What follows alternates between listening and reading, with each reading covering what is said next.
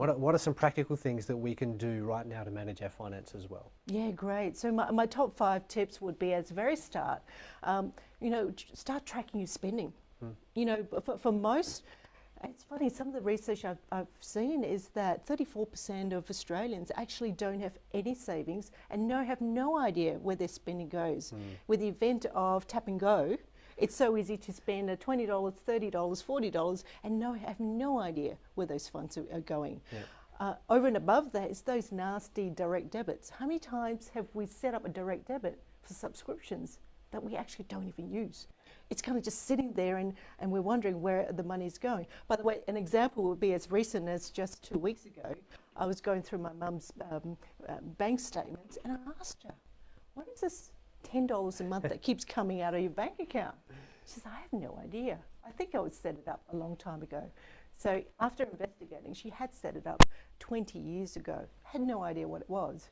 And it was just attached to something she doesn't need anymore. Right. And so it could be anything as simple as that. Even if it's $10, $14, $50 a month, it all starts to add up. Yep. So that's really just practically making sure you're managing your spending, or knowing what you're spending on and where it's going. Yeah. Going back to the old days, it used to be the budget spreadsheet, right? Yeah. In fact, technology... What do you mean old days? I still do that. That's my life as a spreadsheet. Well, I tell you what, I'll give you another enhancement that you could probably use. A lot of the banks do actually have now track your spending apps that you could use, and you could pull in the information, and it'll give you an itemised report at the end of it. Another would be to go to the Money Smart website, and there are apps and spreadsheets, if you like, Karen, to use to... It's derogatory. I don't understand. I'm copying heat for a spreadsheet. Carry on.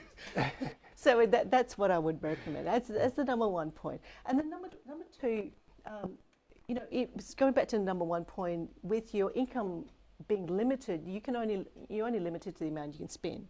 So tip number 2 is to now look at your eligible entitlements. So whether that's got to do with job seeker, job keeper, the household payment, anything to do at the moment to kind of help you build up your income because of your drop of your income. Do we know how long the job keeper and the job seeker will continue on for? Look, at this stage, it's set for 6 months. Yeah. But that being said, we've got to see some numbers coming through as to the recovery of the economy, and governments will only determine whether it'll be extended. Yeah, that's good. So, making sure you're getting everything that you're eligible for from government payments. Yeah. Great. Yeah. What's next? Oh, number 3. Well, number 3 is... it's about also deferring some of those bigger obligations. So whether it is your home loan repayments, whether it is, by the way, also credit card repayments are being deferred, and also any of your personal loan repayments, the banks will look to defer it if you like. So with that, look to defer some of the bigger expenses, just to give you some breathing space. But the 4th tip is, with the amount that you've got at the moment, look to build up some of the savings. So I talk about an emergency fund, by the way. I would suggest an emergency fund that would reflect more like a 3 to 6 month of your expenses. Yep. Not everyone has that. I mean, the most recent numbers show that, in fact, more like 43% of Australians live from pay to pay and don't actually have an emergency fund.